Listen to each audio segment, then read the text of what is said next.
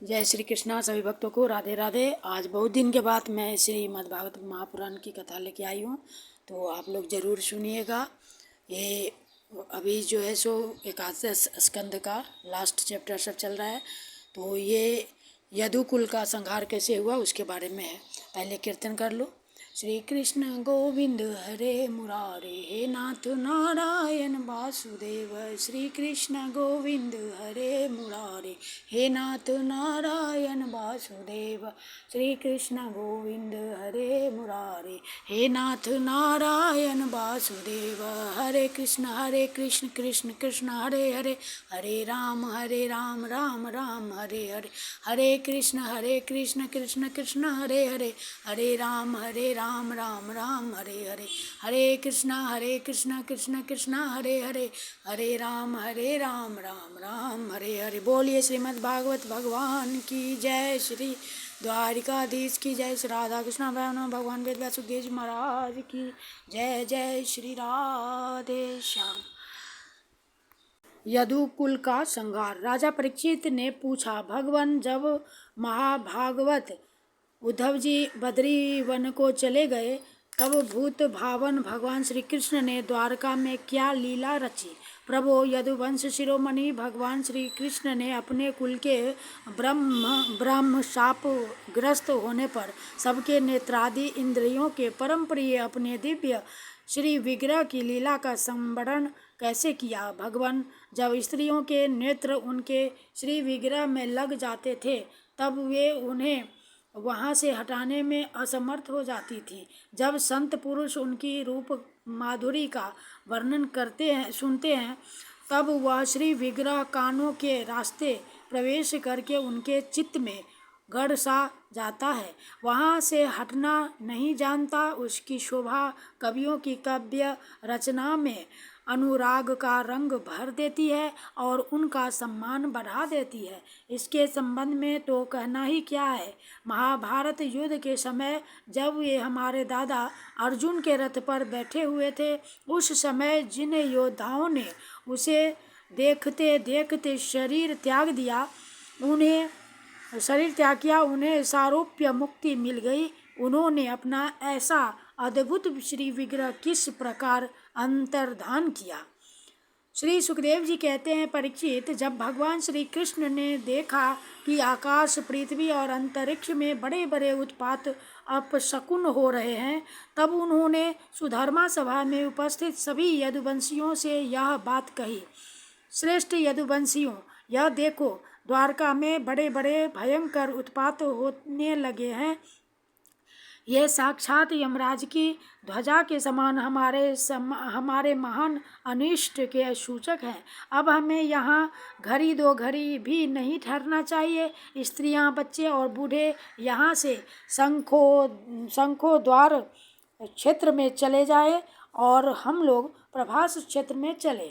आप सब जानते हैं कि वहाँ सरस्वती पश्चिम की ओर बहकर समुद्र में जा मिली है। वहाँ हम स्नान करके पवित्र होंगे, उपवास करेंगे और एकाग्र चित्त से स्नान एवं चंदन आदि सामग्रियों से देवताओं की पूजा करेंगे। वहाँ स्वास्ति वाचन के बाद हम लोग गौ, भूमि, सोना, वस्त्र, हाथी, घोड़े, रथ और घर आदि के द्वारा महात्मा ब्राह्मणों का सत्कार करेंगे। यह विधि सब प्रकार के अमंगलों का नाश करने वाली और परम मंगल की जननी है। श्रेष्ठ यदुवंशियों, देवता, ब्राह्मण और गौओं की पूजा ही प्राणियों के जन्म का परम लाभ है। परीक्षित, सभी वृद्ध यदुवंशियों ने भगवान श्री कृष्ण की यह बात सुनकर तथास्तु कहकर उसका अनुमोदन किया और तुरंत नौकाओं से समुद्र पार करके रथों द्वारा प्रभास क्षेत्र की यात्रा की। वहां पहुंचकर यादवों ने यदुवंश शिरोमणि भगवान श्री कृष्ण के आदेशानुसार बड़ी श्रद्धा और भक्ति से शांति पाठ आदि तथा और भी सब प्रकार के मंगल कृत्य किए।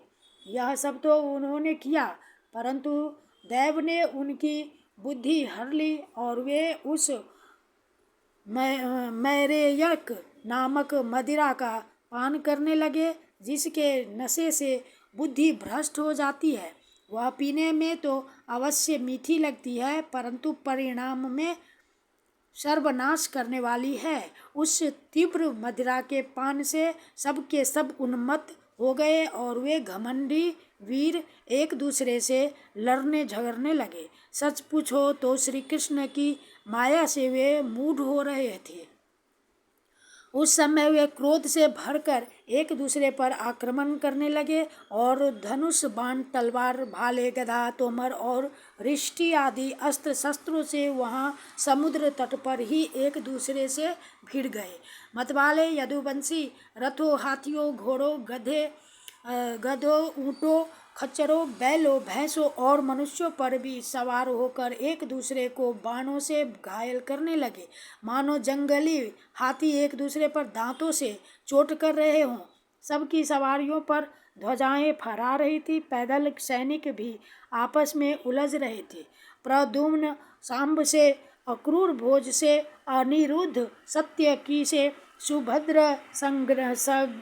सुभद्र संग्रामजित से, भगवान श्री कृष्ण के भाई गद उसी नाम के उनके पुत्र से और सुमित्र सूरत से युद्ध करने लगे।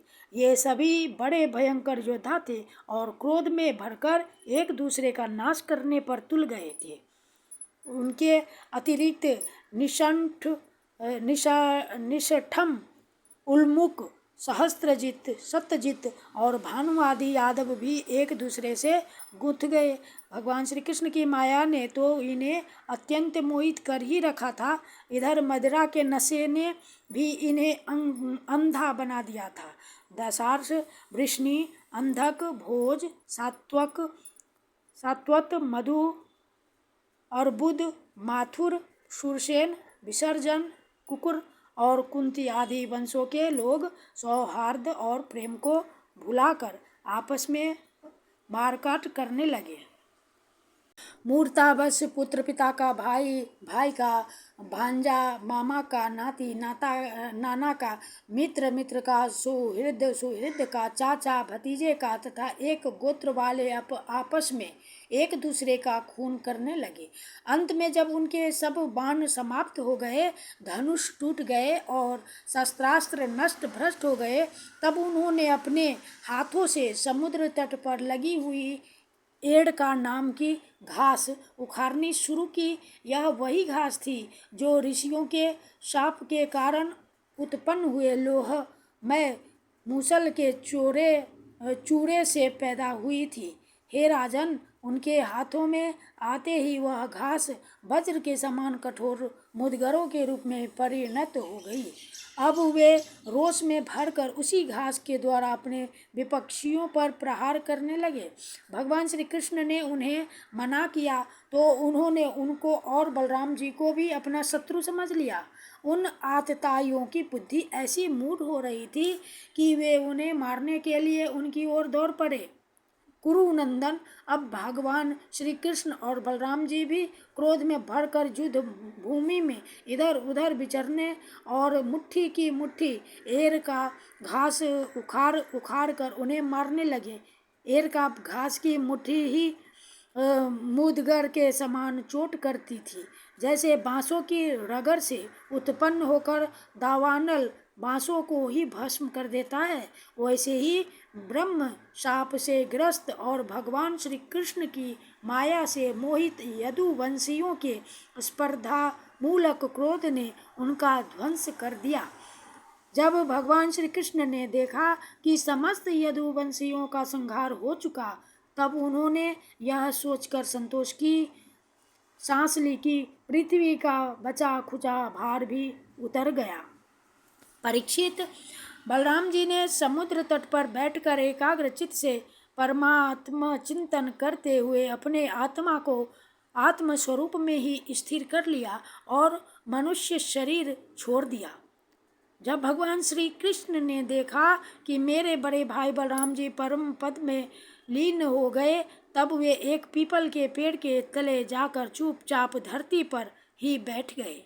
भगवान श्री कृष्ण ने उस समय अपनी अंग कांति से देदीप्यमान चतुर्भुज रूप धारण कर रखा था और धूम से रहित धूम से रहित अग्नि के समान दिशाओं को अंधकार रहित प्रकाशमान बना रहे थे।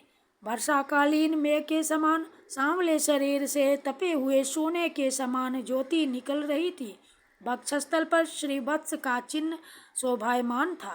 वे रेशमी पीताम्बर की धोती और वैसा ही दुपट्टा धारण किए हुए थे। बड़ा ही मंगलमय रूप था।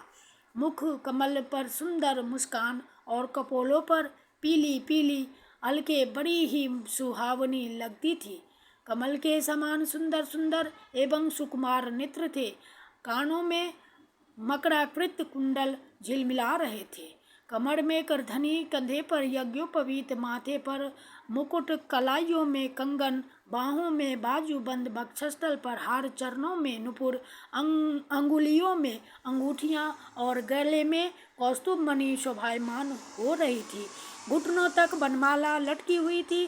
शंख, चक्र, गदा आदि आयुध मूर्तिमान होकर प्रभु की सेवा कर रहे थे।